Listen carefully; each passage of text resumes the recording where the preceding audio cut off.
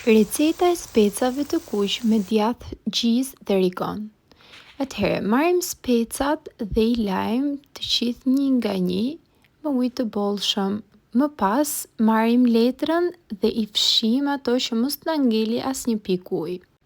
Ndizim pianurën tek numri 9, unë e kam më të lartë numri 9 dhe I vendosim e rreshtojmë specat një nga një.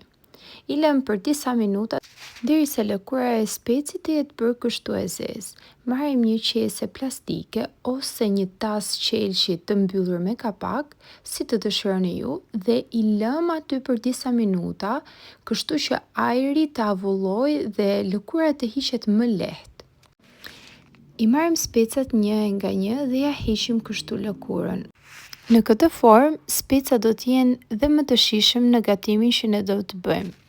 I vendosim të gjithë specat në një pjatë dhe I lajm mirë me ujë të bollshëm derisa të ikin plotësisht ato pjesët e zeza. Më pas e ndajmë specin në gjysë dhe këtu heqim pjesën e bishtit, të kokës dhe faret që ngelin tek lëkura e specit. I pastrojmë mirë që të mos na ngelet asnjë nga ato.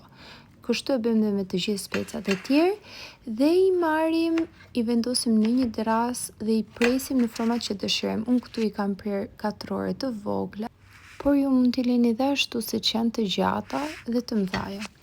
Marrim tiganin, vendosim vaj ulliri në të sepse erdhi momenti I skuqjes. Specat do t'i skuqim me pak kripë dhe nëse dëshironi mund t'i hidhni dhe hudhër. Hedhim 2 ose 3 lugë gjizë, e përzijem, e lëm për 2 minuta derisa masa të bëhet kompakte, I hedhim djathin përsipër, vaj ulliri dhe rigon. E vendosim në pjatë e servirim dhe kjo është një vakt shumë I shijshëm që ne mund ta ham në darkë ose për drekë si të dëshironi ju. Ju bëftë mirë!